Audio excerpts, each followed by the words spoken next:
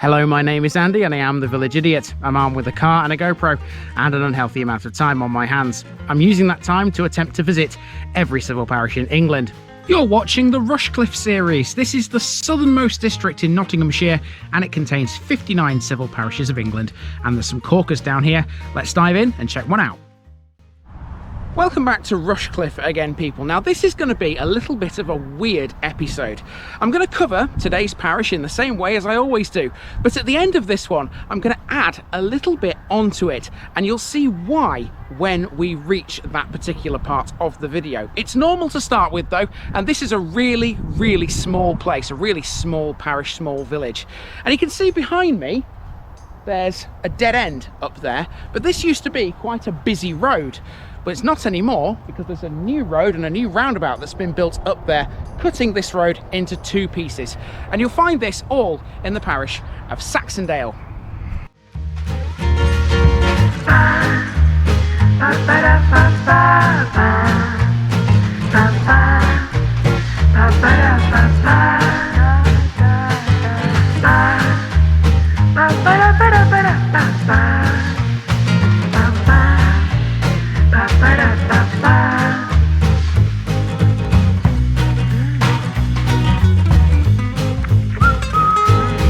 Here's my disclaimer for people who may be watching me for the first time. I say things as I would in my native accent and dialect. As a result, I may not pronounce things in the same way as the locals do. Remember, I'm a visitor. It's impossible to know everything.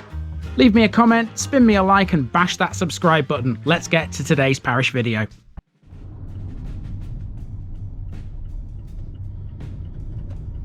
Saxondale, Saxon's Valley.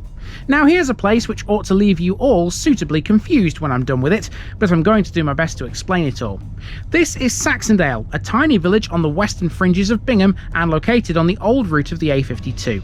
With only 2 streets and a sporadic selection of houses, you'd be forgiven for thinking this one doesn't have a lot to talk about. Not so, however.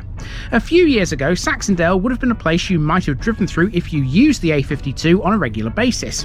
Nowadays, the new route of the road bypasses the village and runs into the brand new Bingham Interchange on the much improved A46.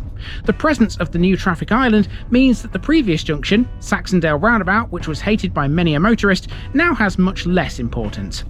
The village itself is too small to sustain any major facilities except for a garage at Manor Farm. It does also, though, have a model raceway for remote control cars. Now, if we're sticking to the parish boundaries religiously here, Saxondale would be struggling for anything else to talk about.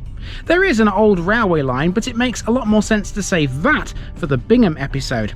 However, just over the boundary, there is something we can add on: the site of a former hospital. Let's go.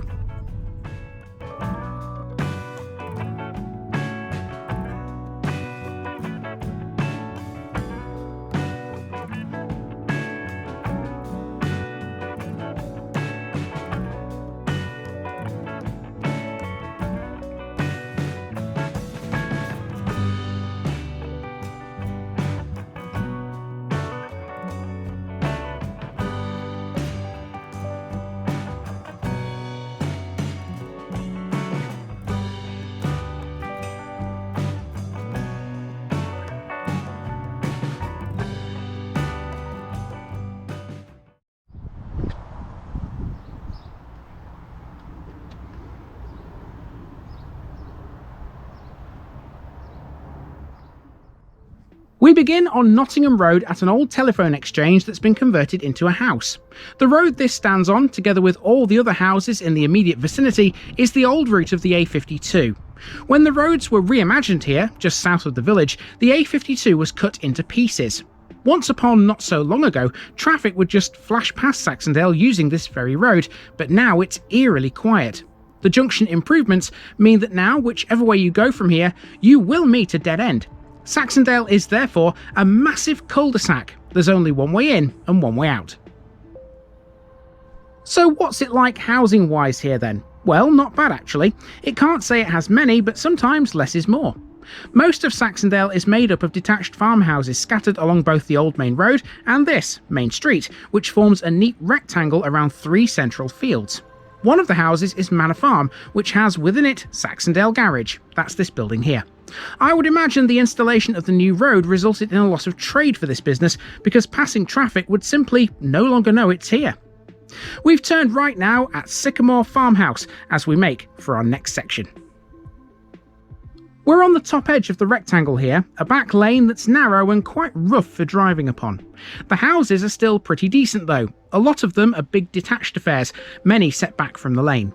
The next corner is marked by a second farm complex and more massive red brick buildings. Aside from that of a pastoral nature, Saxondale doesn't have a great amount of recorded history. With only 30 residents recorded at the last census in 2021, it's too small to have anything major. It's a hamlet that minds its own as traffic rushes by, unaware of its existence. And once you get to the end of this shallow hill, you're then back onto the old Nottingham road again, and we've completed the circuit of Saxondale. Now, we haven't yet spoken about why there's that little bit of road, Old Nottingham Road, that still exists to serve the village. Well, the reason is all to do with the A46. So let's hop in the car and have a look and see what the new road looks like today. One reason people might come to Saxondale is for Bingham Modelraceway. This private lane at one end of the old A52 leads to it.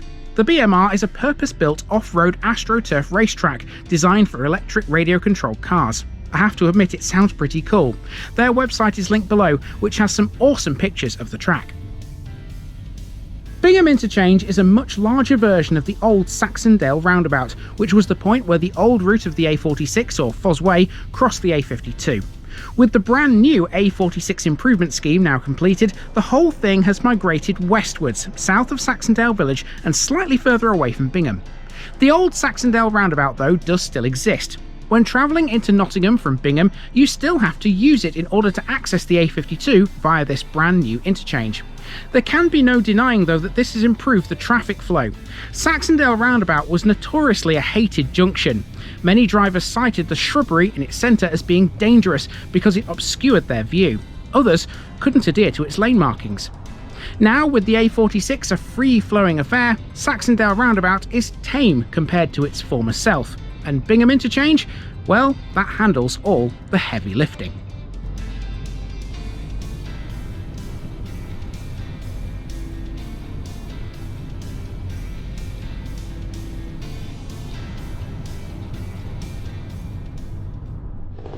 Now, in theory, as far as Saxondale goes, that's it. We've covered the parish.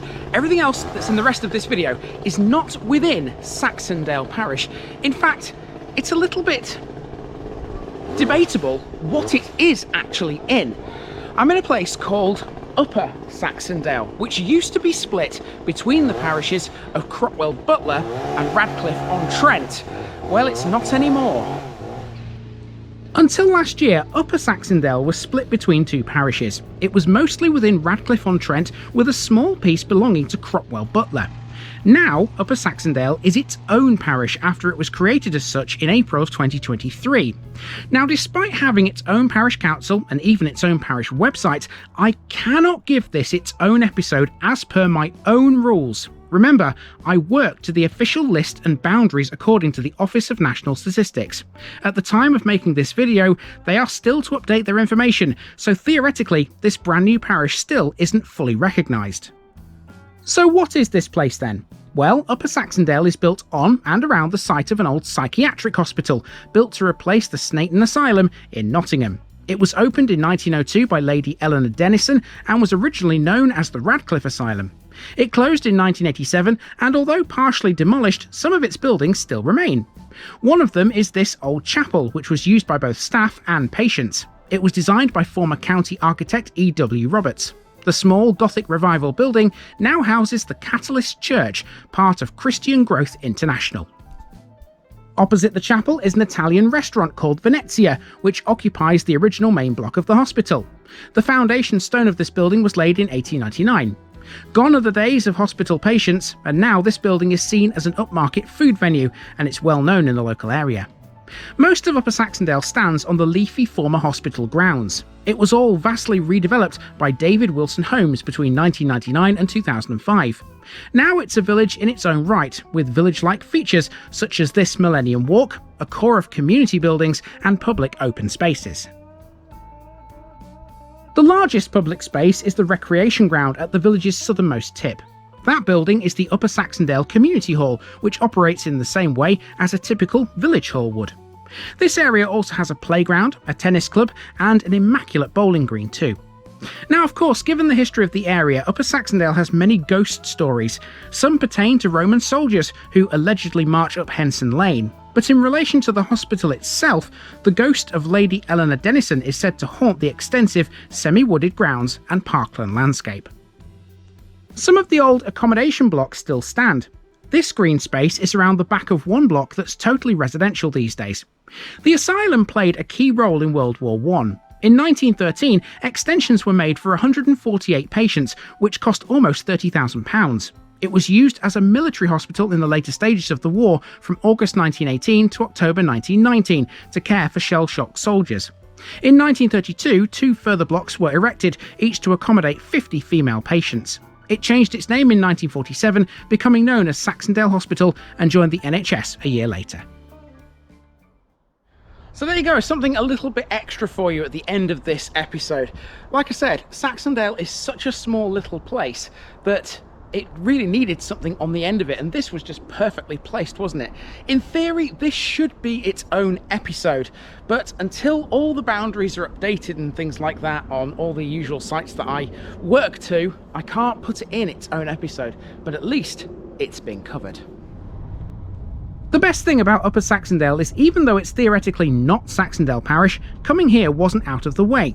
You can access the next village from here pretty easily, because Henson Lane runs to the old A46. Next time we'll be exploring the first of a pair of twins, deep in the Nottinghamshire countryside.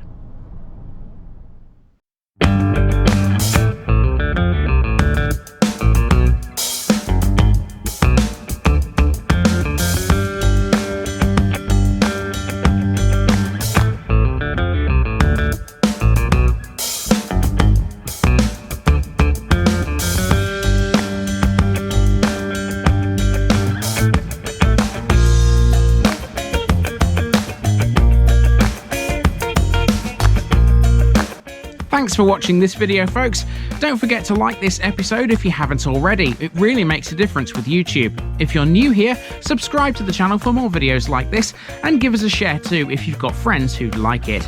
You can find all the links to my social media accounts below, as well as my Buy Me a Coffee page where you can donate to the channel. Also, if you've enjoyed this episode, have a look at some more videos in this series. Until next time, I've been Andy, also known as the Village Idiot, and I'm out.